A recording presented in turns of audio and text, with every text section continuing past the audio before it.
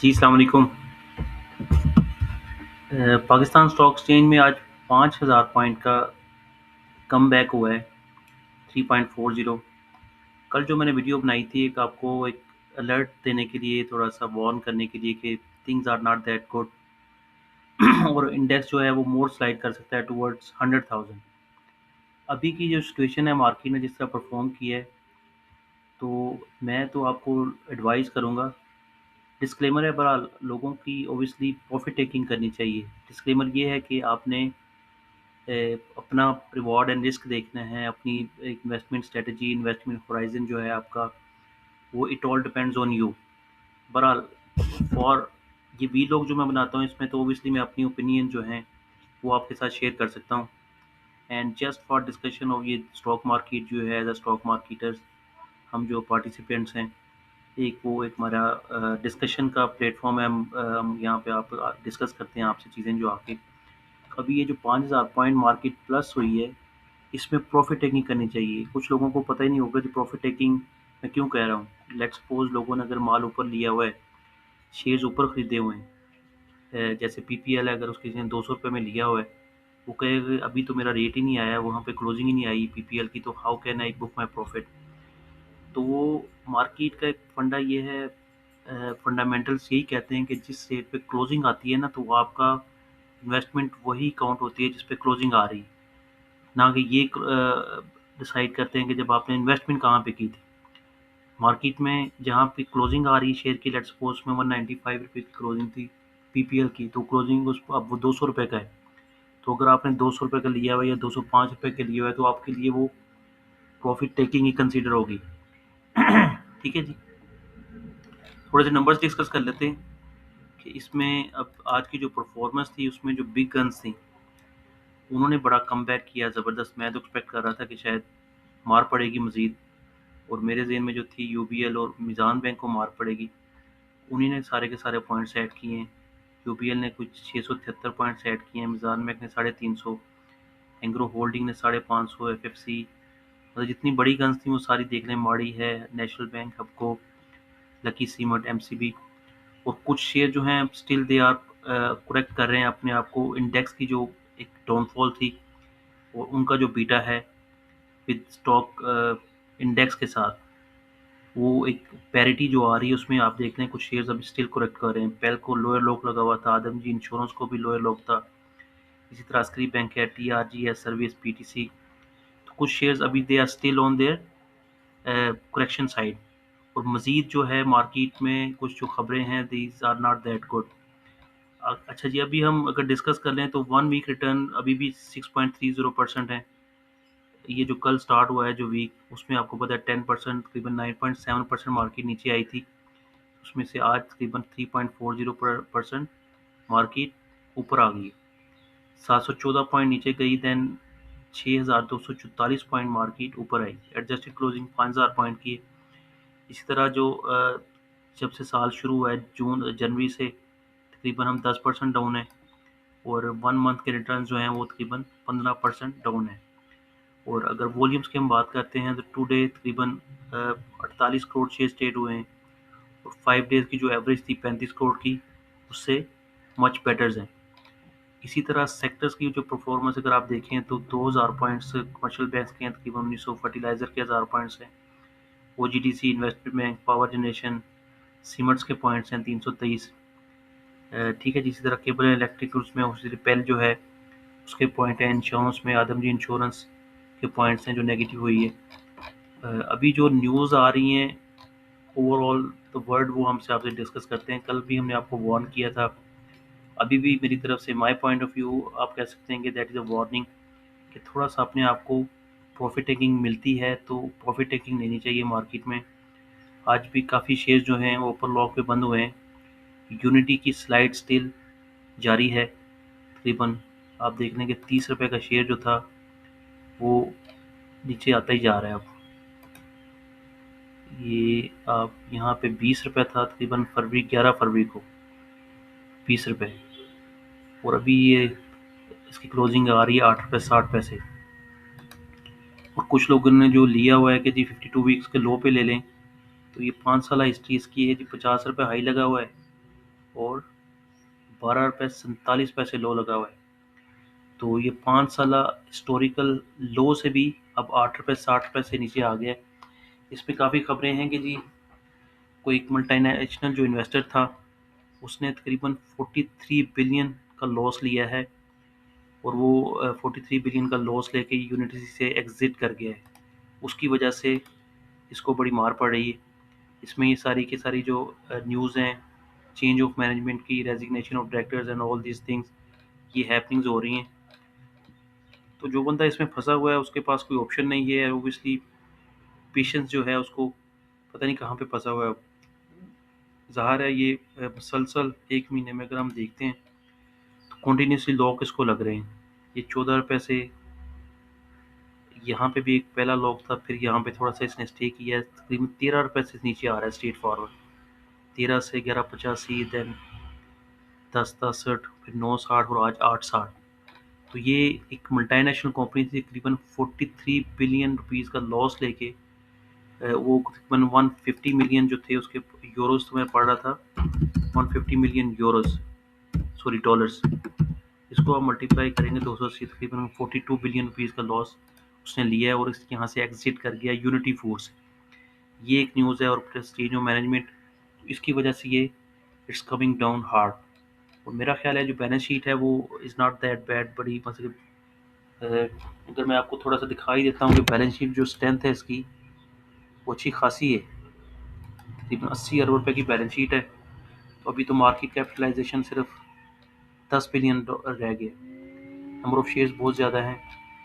ये थोड़ा सा स्टडी कर लेते हैं, जिन लोगों के पास है उनकी एक उसमें थोड़ी सी उनको कॉन्फिडेंस आएगा। 83 बिलियन रुपीज़ की बैलेंस शीट है इसकी।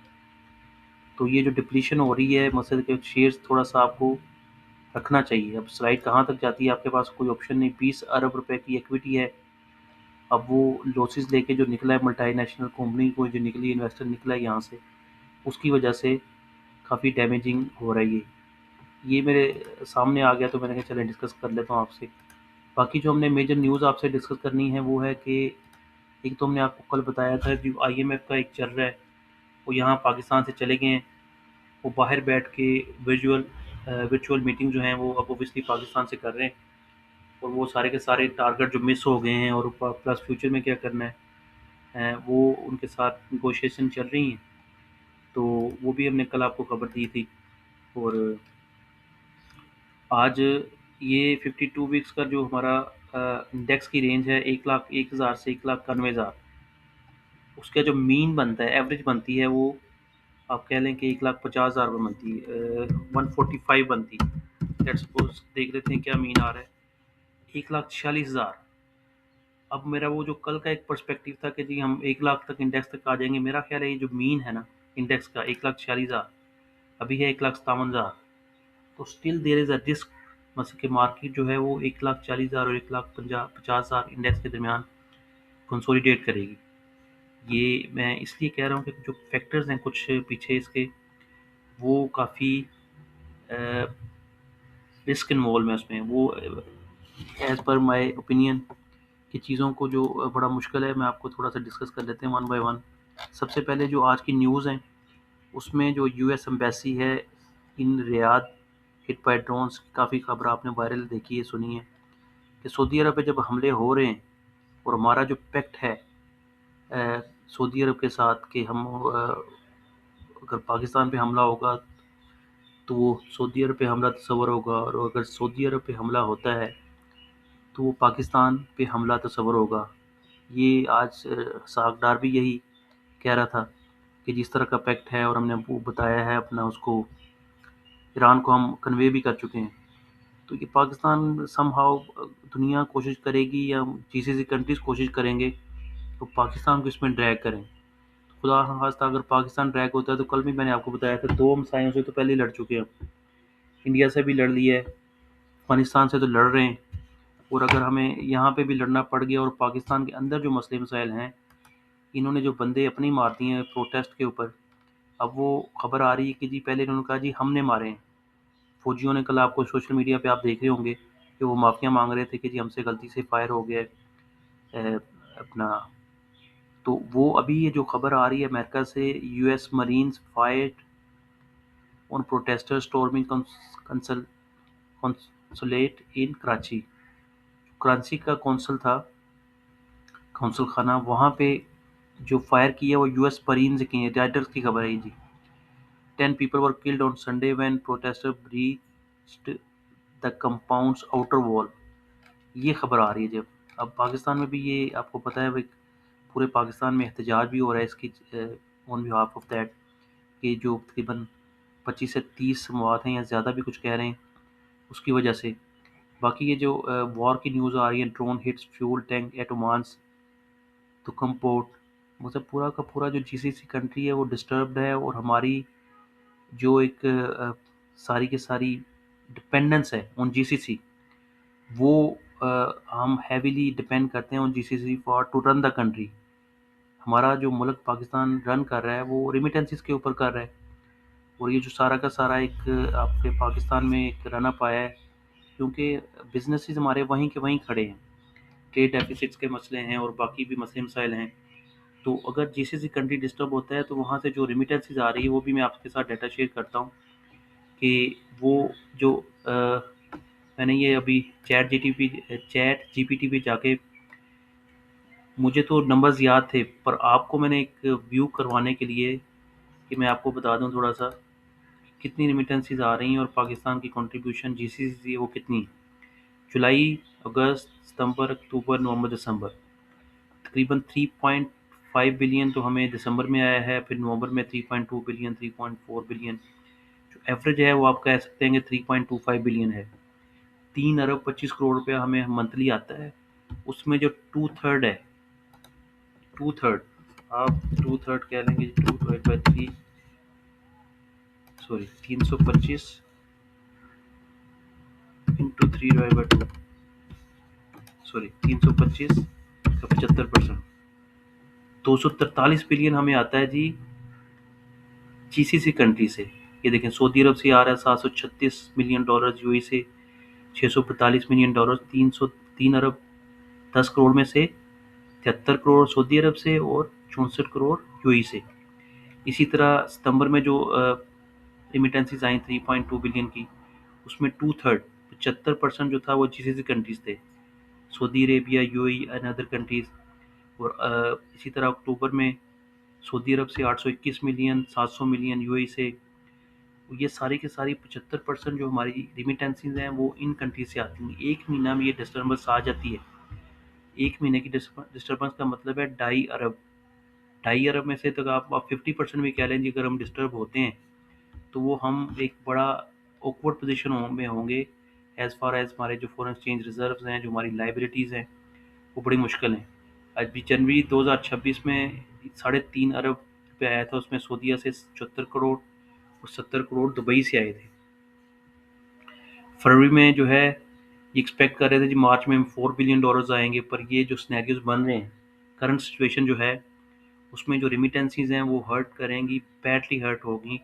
और प्लस मैंने आपको बताया था कि जो दुबई यूएई का हमने कर्जा वापस करना है $2 बिलियन का, वो भी मैच्योर है, वो रोल ओवर भी नहीं कर रहा है, उसकी कन्फर्मेशन भी नहीं आ रही। और वो के सारे चैलेंजेस उधर खड़े हैं। और प्लस तो हमें दुनिया कोशिश कर रही है ड्रैग करने की जंग में, कि एक जंग लंबी अपना चलती है। तो सऊदी अरब ने पाकिस्तान को ही कहना है कि जिसको हैंडल करें, इसको मारे ईरान को। तो वो जो रिस्क है वो भी साथ है, और प्लस रिमिटेंसीज का रिस्क है। देखिए जी, Iran conflict disrupts global shipping as tankers stranded. ये जो क्रूड ऑयल के मसले मसाइल हैं उसकी प्राइसेस ऊपर जा रही हैं। Daily LNG freight rate jump over 40% amid mid east strikes. Fuel tankers blaze in state of forums after drone strike. मतलब वहाँ से कोई चीज़ भी गुजर रही है तो ईरान कह रहा है जिसको वो जला देगा। अच्छा, ये अब देखें, आज खबर आई है पाकिस्तान ट्रेड डेफिसिट जो है वो 25% बढ़ गया है, तकरीबन $25 बिलियन ये 7 महीने जो हैं, जुलाई 8 महीनों से।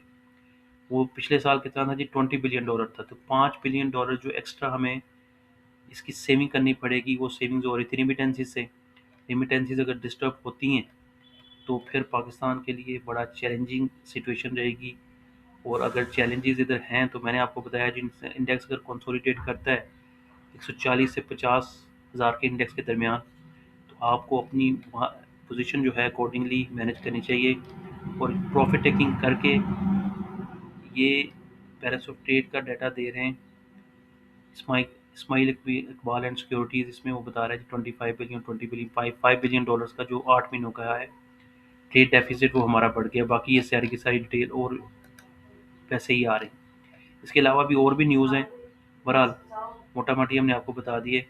ये अभी जो खबर आ रही है कि 5100 पॉइंट्स बढ़े हैं, इसमें क्या बता रहे हैं, a day after observing a massive sell off that saw the largest single session decline in the board's history, buying momentum return to the Pakistan stock exchange with the benchmark index gaining 5000 points on Thursday. ठीक है जी। अब ये 5000 points आ गए। मेरा ख्याल है कि profit booking करनी चाहिए और थोड़ा सा साइड लाइन पर रह के वेट करना चाहिए। चीज़ें नीचे मिलेंगी। ये जो एक मार्च का महीना है, रिजल्ट्स आ चुके हैं सारे के सारे। अब जो ट्रिगर है वो वॉर ही है। अगर वॉर में कोई कंसोलिडेशन आती है, वहाँ पे कोई निगोशिएशंस का, कोई मुज़ाकरात का सिनेरियो बनता है ईरान के साथ, फिर तो मसला हल है। फिर हमारी रिमिटेंसीज जो हैं थोड़ी बहुत एक महीना डिस्टर्ब रह के सीधी हो जाएगी। पर वो अगर लॉन्ग टर्म चलती है तो हमारी इन्फ्लेशन भी बढ़ रही है और सारे के सारे सिलसिले, सारे के सारे जो फैक्टर्स हैं, सारे के सारे जो आंकड़े हैं वो डिस्टर्ब हो जाएंगे। जी थैंक यू।